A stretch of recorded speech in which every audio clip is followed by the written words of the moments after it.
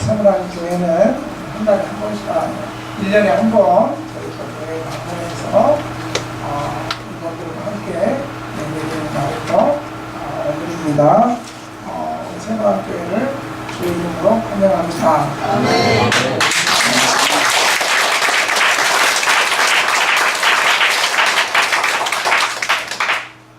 우리 옆 사람, 뒷 사람을 인사 한번 합시다. 우리는 예수 안에서 하나입니다. 너무만 더 잘 오셨습니다. 주님 당신을 사랑합니다. 잘 오셨습니다. 세무랑이 교회는 한국교회 여신교 가운데서 미국 선교사들을 위해서 최초로 한국에 지어진 장로교회가 세문안교회입니다. 아멘. 맞죠? 우리 교회는 이렇게 남우교회도 아멘 하는 사람이 있어요. 얼마나 좋습니까? 세문안교회는 참 신앙의 정통과 인류가 역사를 한국교회 자랑하는 그런 교회입니다. 그 교회와 또 우리 창신동에 있는 이대교회가 이렇게 예수님을 머리로 모시고 하나 되어서 예배드리는 것 주님께서도 기뻐하실 줄로 믿습니다. 함께 이렇게 예배드리면서 우리가 주 안에서 하나도 한 형제이고 또 지금은 이렇게 떨어져 있지만 궁극적으로 천국에서 다시 만나게 될 줄을 고대하면서 우리가 이 땅에서 믿음으로 사시기를 주의 이름으로 축원합니다. 제가 신학생 때 87년도 때 그 당시에 김진홍 목사님이 한국교회에 참 많은 영향력을 주었고 저희 그때 신학생들에게 큰 도전을 많으셨어요. 김진홍 목사님의 설교 테이프를 듣는 중에 목사님이 어떻게 설교를 하냐면 우리 남한에서 가장 복음화가 저조한 것이 경상남도 청도 지역이 기독교인이 0.5%밖에 없다는 거예요. 이 설교를 듣고 제 마음이 너무 뜨거워가지고 나는 농촌 목회를 해야 된다. 서울에서 신학교를 다니면서 그래서 그때부터 가슴이 뜨거워져서 농촌 목회를 해야 되겠다는 결심을 하고 산간이든 벽천이든 정말 농촌에 소수의 교인들이 있고 정말 교회가 필요한 지역이라면 나는 산간이든 벽천이든 가겠다. 그렇게 하고 우리 신학생들에게 우리 농촌 목회할 사람들 이렇게 해서 우리 당시엔 5명이 기숙사에서 일주일에 한 번씩 농촌 목회를 위해서 기도회도 하고 그리고 또 자발적으로 모일 때 헌금도 하고 그렇게 해서 방학이 됐어요. 우리 기도회 왔으니까 실제로 경상남도 청도 지역에는 교회가 0.5%밖에 안 된다는데 아직도 교회 없는 지역이 있다고 해서 우리 한번 기도하고 전도회 탐방을 좀 가자. 그래서 한 3박 4일 우리 갔다 오자 해서 양을 끓여서 쌀, 라면, 김치, 통조림 뭐 이런 거 가지고 무작정을 떠났어요. 그래서 무작정 떠나가지고 기차를 타고 버스를 타고 경상남도 청도까지 왔어요. 그 다음부터는 이제 성령께서 인도해 주셔야 되니까 그때 참 교회가 좋은 거죠. 그래서 거기 보니까 청도에 큰 교회가 있길래 무작정 찾아갔어요. 그래서 저도 신학생들이 무작정 전화 안 오고 이해해요. 우리 교회 뭐 무작정 뭐 똑똑똑 왔어요 하고 찾아와서 이해해.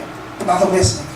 그래가지고 이제 찾아갔어요. 찾아가서 저희는 서울에서 온 신학생들입니다. 4명이 갔는데 저희 신학생들인데 경상남도 청도에 복음화가 0.5%밖에 되지 않고 그래서 저희들이 한 3박 4일 동안 이 청도 지역에 아주 면끝까지 들어가서 교회 없는 지역을 좀 전도하고 탐방하려고 그러는데 목사님 혹시 뭐 좀 잘하는 사람이나 뭐 어떤 그 교회를 추천할 때가 있습니까? 그랬더니 이 담임 목사님이 참 이제 각 목회도 안 하고 신학을 준비하는 신학생들이 그러니까 얼마나 짠하겠어요?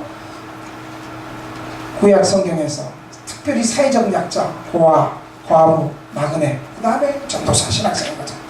그러니까 그래서 목사님이 지금 성도 어느 면에 우리 신학생들과 같은 그런 생각을 가지고 전도사님이 한 분 계시다. 그분도 통합초청입니다. 그분이 이 꼴짜기에서 교회 없는 지역들을 탐방하면서 교회를 개척해서 그런 사회가 있는데 그 교회 전도사님하고 전화번호를 가르쳐줍니다. 뭐 87년이니까 그때 무슨 핸드폰이 있어요. 그때 삐삐 있었나?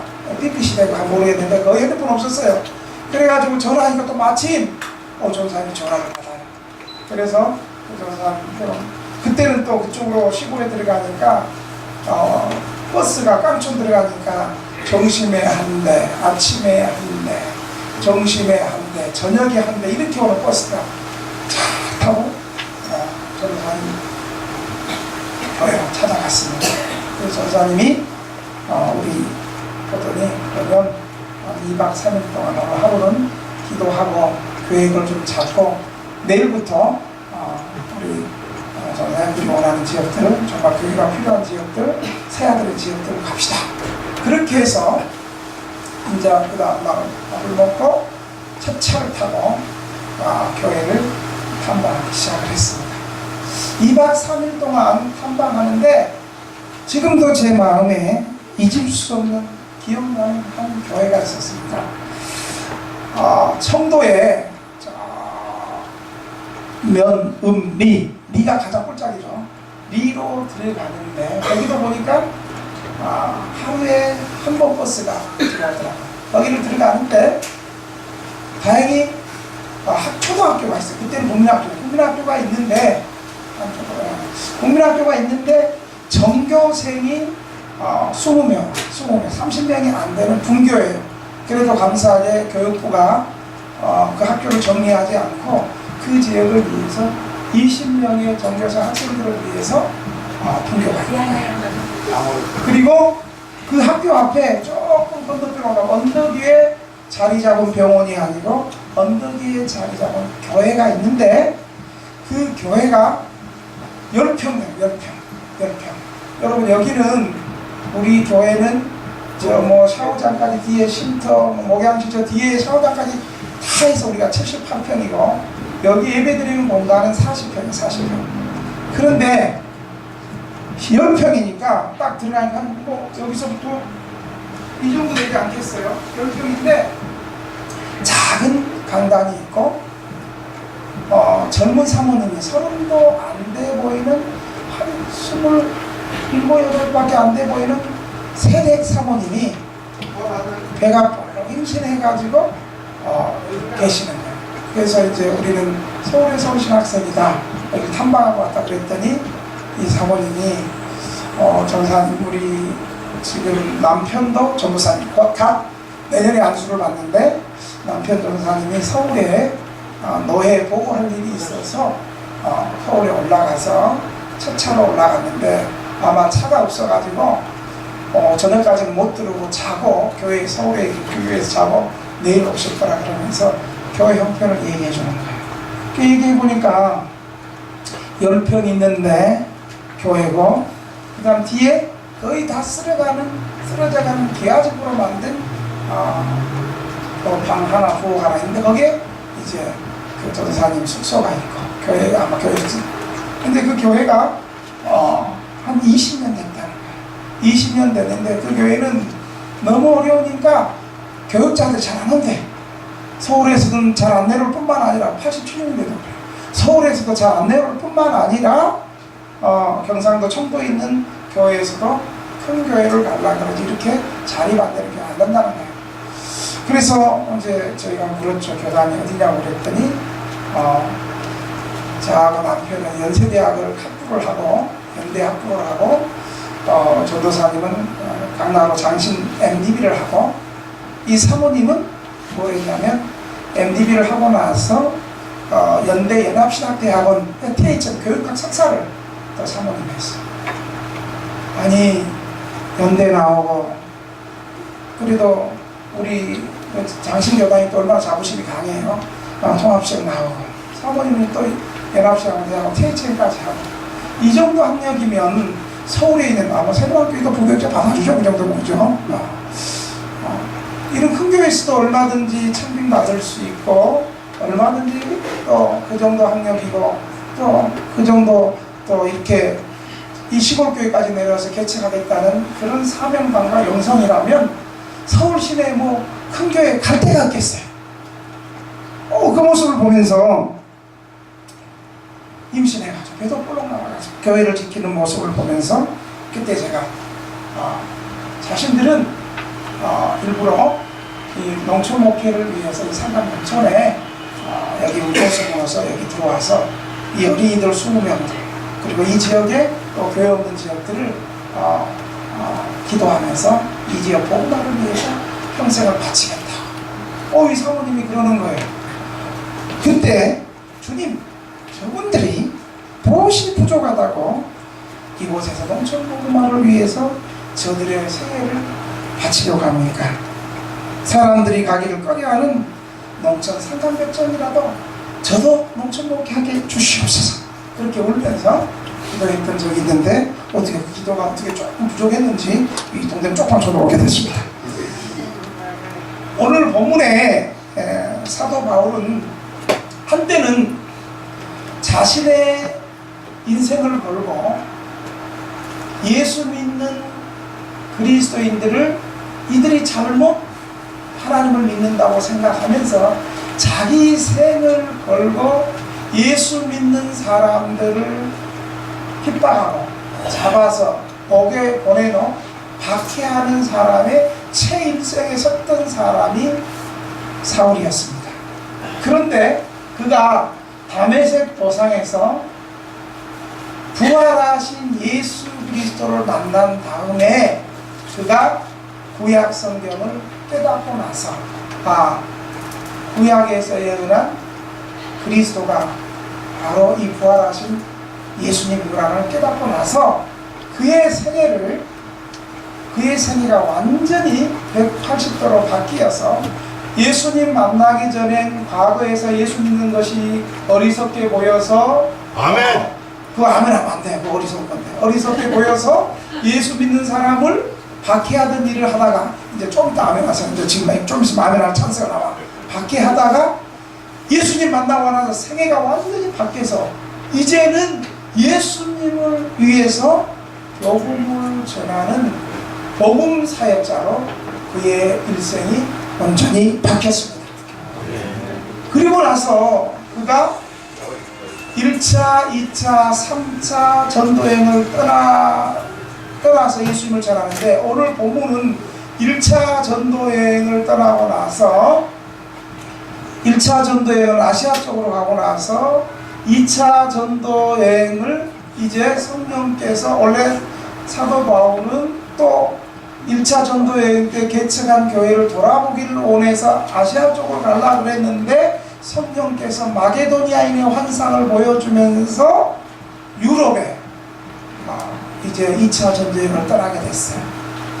2차 전도여행을 마게도니아의 첫 성 빌립보에 들려서 거기서 복음을 전하다가 감옥에도 가고 수많은 매를 맞고 감옥에서도 하나님의 기적적으로 또 풀려나서 오늘 본문은 데살로니가 지역에 가서 전도하는 내용이 오늘 본문의 내용입니다.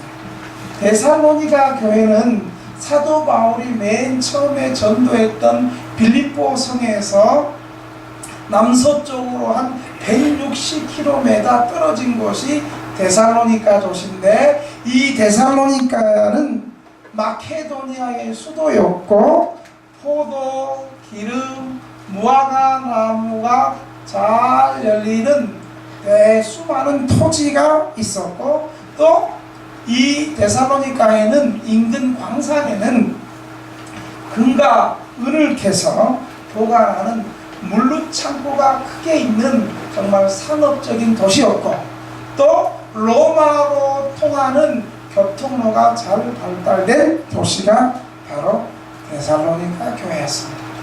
사도 바울은 이 데살로니가 교회에서 전도하는데 세 가지로 전도했습니다. 첫째로 사도 바울은 데살로니가 회당에 들어가서 예수가 그리스도라고 복음을 전했어요. 우리 한번 읽어볼까요? 본문 한번 읽어볼까요? 자, 우리 1절에서 2절까지만 읽겠습니다. 시작. 그들이 아브리보리와 아볼로니아로 다녀가 데살로니가에 거기 유대인의 회당이 있는가. 바울이 자기의 마음대로 그들에게 들어가서 새 안식일에 성경을 가지고 3절도 시작. 뜻을 두고 그리스도와 은혜를 받고 죽은 자 가운데서 다시 살아나게 하여서 증언하고 이르되 내가 너희에게 전하는 이 예수가 곧 그리스도라고 하니. 예, 사도 바울의 선교 전략은 1차 전도 여행도 그리고 계속해서 사도 바울이 어떻게 하면 전도를 잘할 수 있고 어떻게 하면 복음을 잘 전할 수 있을까.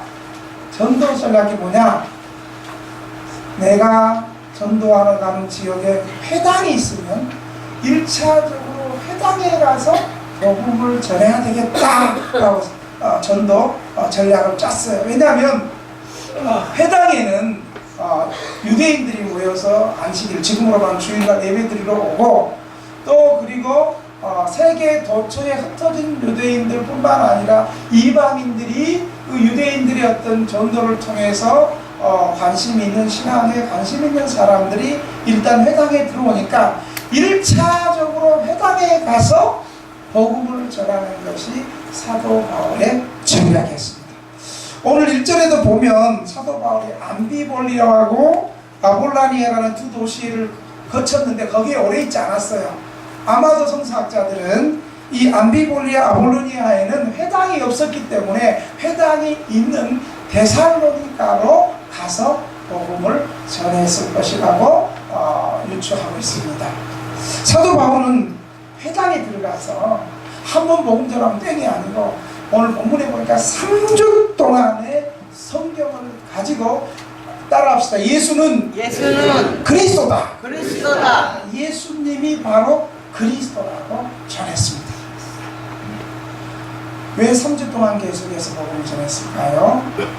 여러분은 처음에 예수 믿읍시다, 예수가 그리스도입니다, 예수님의 십자가와 고난과 부활을 얘기하면 이 예수님이 부활하셨습니다, 바로 믿어져요? 잘 안 믿어지죠. 하나님의 은혜가 좀 임해야 돼. 또 복음이 지속적으로 설명이 되고 선포될 때 성령님께서 내 마음에 깨달음을 주시고 또 믿음을 주실 때 그게 믿어지는 거잖아요. 이게 한 번만에 되는 사람들도 잘 안 되잖아요. 그래서 사도 바울이 첫 번째도 성경을 풀어서 예수가 그리스도다라고 얘기하고 잘 못 깨달으니까 둘째 주, 셋째 주 계속해서 이 안식일에 그리스도를 설명하고 강론하고 뿐만 아니라 더 나가서 선포하고 복음을 전했습니다. 하나님은 죄인들이 회심을 기다리기에 사도 바울 일행도 사역자들도 그렇게 주님의 마음으로 지속적으로 복음을 전한 것입니다. 여러분, 우리가 알다시피 예수님이 하나님 나라를 비유로 말씀하실 때 포도원 비유에서 포도원에 들어오는 품꾼이 첫 시간에 포도원에 들어오거나 첫 번째 부르심에 응한 것이 아니고 거의 마지막 1시간 전에 그 부름에 응한 것처럼,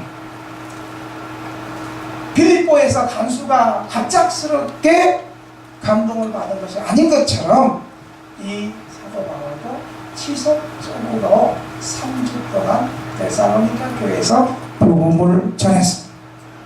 바울의 이 복음의 설교 내용에 뭐라고요? 예수가 그리스도라고 전했습니다. 어떻게 예수가 우리의 구원자가 되시는가? 사도 바울은 구약 성경이 예언했던 구원자 메시아는 구약 성경의 예언대로 해를 받고 고난을 받고 죽은 자 가운데서 다시 살아나서야 했다고 복음을 증언했습니다. 즉 그리스도의 죽으심과 부활을 선포했던 것입니다. 바울은 유대인들에게 구약의 하나님의 약속이 그리스도의 고난과 죽음, 그리스도의 부활로 완성되었고 그분이 바로 구약 성경에서 예언했던 그리스도 메시아라고 증거했습니다. 예수님은 우리의 죄를 대신해서 죽으시고 다시 살아나심으로 우리의 구원자가 되셨습니다 라고 증거했습니다. 그러나 우리 성도들은 아멘 하지만 그러나 그 당시에 많은 유대인들이 예수님이 구원자가 되시는 것을 크게 반대했어요. 믿지 않았어요. 왜냐하면 그들은 구약 성경에 의하면 나무에 매달려 죽는 것은 하나님께 저주를 받은 것이라고 생각해서 그리스도의 십자가의 죽으심이 수치스러운 고난과 무력한 죽음이라고 생각을 했습니다. 그래서 그리스도의 십자가가 유대인들에게는 거친 돌이었습니다.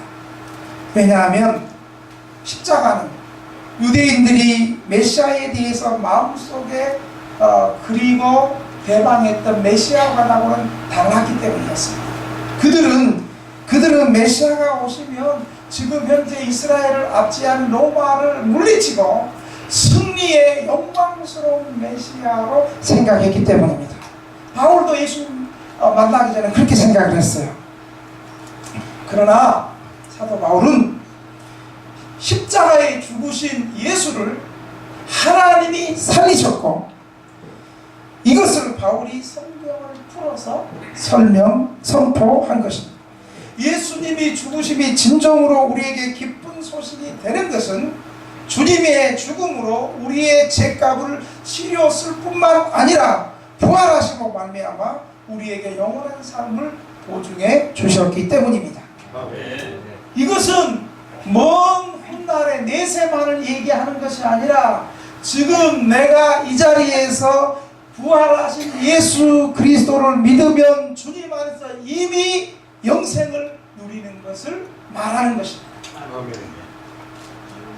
그래서 설교 시간에는 예수님의 십자가와 부활을 통해서 천국과 지옥이 결정되는 것입니다. 예배 시간에 하나님의 말씀을 통해서 그리스도의 십자가와 부활을 통해서 내 영혼이 천국 백성이 되느냐, 그 복음을 받아들이지 않으므로 지옥 백성이 되느냐, 이것은 놀라운 생명과 영생과 사망을 결정하는 기로가 예배 시간이고 말씀 선포 시간이라는 사실을 여러분 믿으시기 바랍니다. 두 번째로 바울의 설교에는 항상 두 가지 반응이 있었습니다. 이것은 바울뿐만 아니라 어느 시대 말씀을 청종하고 말씀을 받는 모든 인류의 대상들이 그렇습니다. 바울의 설교를 듣고 경건한 헬라인과 많은 부자 여인들이 복음을 받아들였습니다. 우리 본문 한번 볼까요? 4절 한번 볼까요? 4절 4절 5절 보겠습니다. 시작. 그 중에 어떤 사람하고 경건한 헬라인의 큰 무리와 적지 않은 기부인도 고난을 받고 바울과 시자를 따르나 그러나 우리들이 시기하여 저자의 훌륭한 사람을 데리고 때를 지어 성을 소동하게 하여 야손의 집에 침입하여 그들을 백성에게 끌어내려고 찾았다, 이렇게 말한 것입니다. 유대인들은 오랫동안 구약 성경을 소유하고 있었지만 마음이 교만하고 완악하고 위선으로 흘러넘쳐서 오히려 바울의 복음을 시기하고 더 나아가서 이런 바울을 죽이려고 했습니다. 그러나 똑같은 바울의 설교를 듣는 한 무리는 많은 이방인들이 회개하고 주님 앞으로 돌아왔습니다. 바울의 회당 설교를 듣고 회개한 그리스도인들은, 회개한 유대인들은 별로 없었지만 경건한 헬라인의 큰 무리는 회개하고 예수를 그리스도로 믿었습니다. 이때 회개하고 예수를 믿은 경건한 헬라인의 큰 무리는 어떤 사람이냐면 헬라인으로서 유대교에 귀해서 하나님을 경외하는 사람들을 지칭하고 있습니다. 유대교로 개종한 헬라인들은 유대인의 율법에 따라 경건하게 살았으며 안식일마다 여호와 하나님을 예배하러 왔습니다. 그러던 중에 회당에 찾아온 바울로부터 바울이 전하는 복음을 듣고 예수를 믿게 된 것입니다. 바울이 구약에서 예언한 메시아가 바로 이 예수 그리스도시고 그가 죽고 부활하심으로 저와 여러분의 모든 죄가 사해졌고 천국 백성이 되었습니다라는 이 놀라운 선포의 복음의 능력에 그들은 회개하고 예수를 믿은 것이었습니다. 여러분, 이처럼 복음은 항상 두 가지 방향을 가져오는데 복음이 하나님의 은혜를 받아들이는 사람들에게는 생명을 얻는 기쁜 소식이 되고 반면에 하나님의 은혜를 저버리는 자에게는 심판의 소식이 된다는 사실을 여러분 기억하시길 바랍니다. 아멘. 중간 교회는 어중간한 거 아니에요. 예수 믿어 구원받든지 복음을 포기해서 지옥 가든지 이 회색 지역은 없어요. 천국이냐 지옥이냐. 하나님께서 살아있는 동안에 늘 천국이냐 지옥이냐 이 말씀을 우리들에게 날마다 하신다는 사실을 여러분 기억하시기 바랍니다. 이 말씀 앞에 하나님께서 은혜 주셔서 성령께서 마음을 만지는 한 무리는 하나님 앞에 돌아와 회개하고 구원받는 하늘의 백성이 되었다는 사실을 믿으시기 바랍니다. 오늘 이곳에 모이는 모든 예배자들이 바로 생명의 능력을 받는 생명을 얻는 천국 백성으로 살아가시기를 주의 이름으로 축원합니다. 마지막으로 사도 바울의 전도에 교회를 위하여 희생하는 사람도 있었습니다. 바울의 전도에 유대인들은 시기에서 데살로니가의 불량배들을 동원해가지고 사도 바울의 메시지 전도하는 것에 뭐라고 얘기했냐면 천하를 어지럽히게 하는 사람들이 왔고 더 나아가서 가이사의 명령을 거역하고 다른 임금 가이사가 왕인데 가이사가 임금인데 가이사의 통치를 거부하는 예수의 통치를 받는 예수가 왕이라고 하는 그런 반역자들이 왔다. 그러면서 오히려 사도 바울 일행을 정치적인 폭동과 반역죄로 고세를 했습니다. 바울의 복음을 받아들였던 데살로니가 성도인 야손에게 이 모든 소란의 원인을 바울과 신라가 그런 것이 아니라 바로 야손이 마치 한 것처럼 뒤집어 씌웠습니다. 여러분 본문 한번 더 볼까요? 자, 5절 6절 한번 다시 보겠습니다. 시작. 그러나 그들이 시기하여 저자의 어떤 불량한 사람을 데리고 때를 지어 성을 소동하게 하여 야손의 집에 침입하여 그들을 백성에게 끌어내고 찾았으나 발견하지 못하에 야손과 형제들을 끌고 읍자밖에 가서 손길에 이르되 천하를 어지럽게 하던 이 사람이 여기도 이름에 야손이 그들을 맞아 이었도다. 이 사람들이가 가이사의 명을 거역하여 다른 임금으로 예수라는 이름으로 이렇게 말하고 있었어요. 야손은요 자기에게 억울한 누명이 씌워진 것을 특별히 반란 누명까지 씌웠어요. 가이사를 따르지 않는다. 여러분 지금은 또 2000년 전에 로마가 다스리는 지배국에 지배나라에 로마의 말을 듣지 않으면 얼마나 비참하게 죽이는 줄 아세요? 차라리 총살해놓으면 아프지도 않지 한 방에 가니까 얼마나 잔인하게. 여러분 그래서 십자가 형틀이 바로 로마에 반란하는 사람, 가이사의 명령에 반란하는 사람은 본보기로 가장 고통스럽고 가장 수치스럽고 가장 비참하게 죽이는 그 고문과 살인의 거기가 바로 십자가였어요.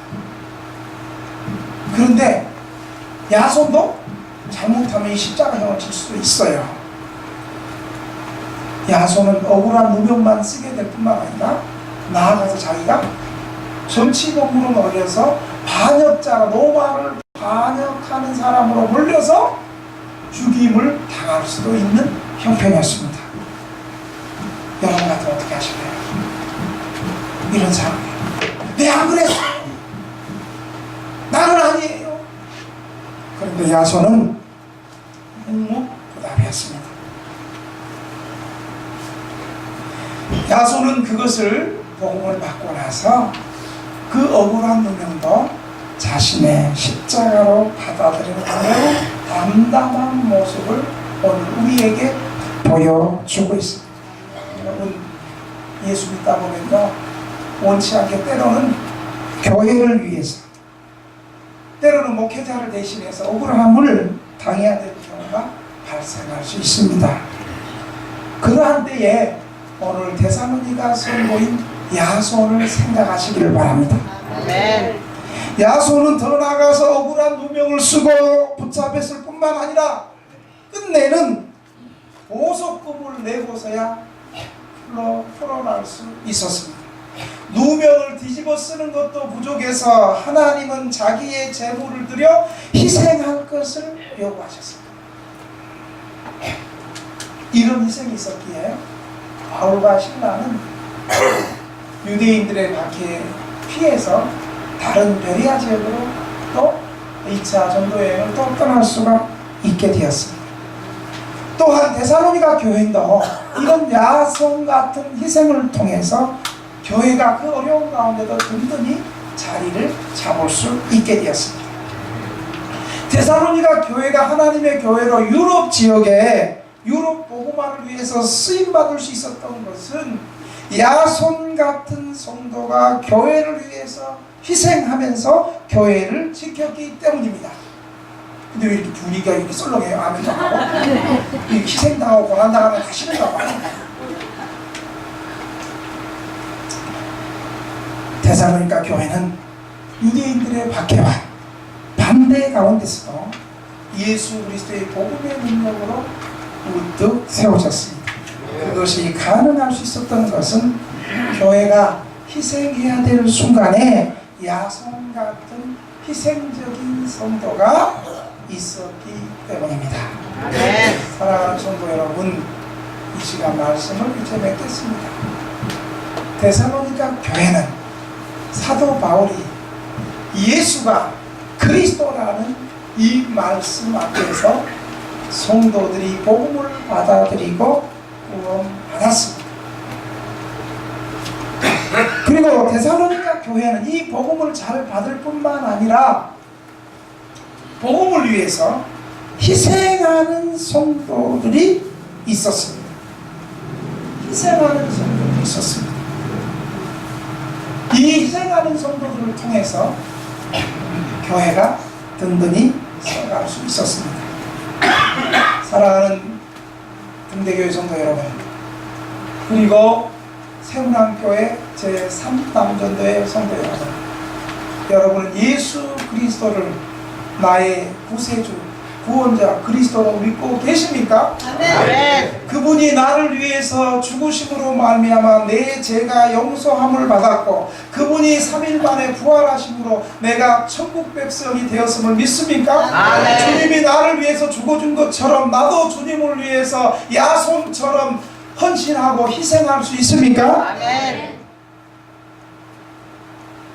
이런 교회가 있을 때, 이런 성도들이 있을 때 교회는 더욱더 든든히 서가고 하나님의 복음의 역사는 더 강력하게 부어진다는 사실을 여러분 믿으시기 바랍니다. 아멘. 오늘 이 시간에 오늘 말씀을 생각하면서 우리 주님 한번 부르고 3분 동안만 한번 통성으로 한번 기도하는데요.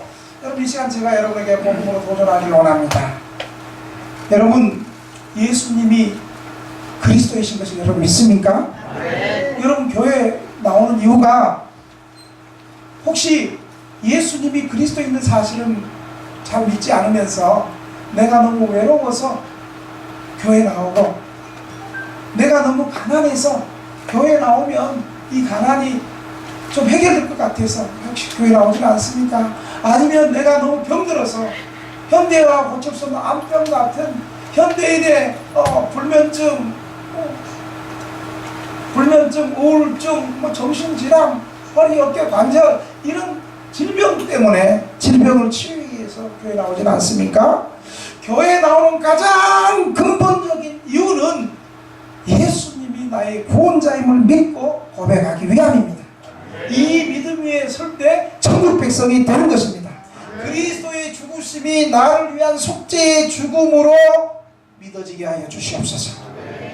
더 나아가서 예수 그리스도는 나를 위해서 다시 살아나셔서 영원토록 나를 위한 주님이 되셨는데 나도 주님을 위해서 살게 하여 주시옵소서. 그리고 나도 야손처럼 교회가 어려울 때 주님을 위해서 희생하고 교회를 위해서 희생하는 믿음의 사람이 되게 하여 주시옵소서.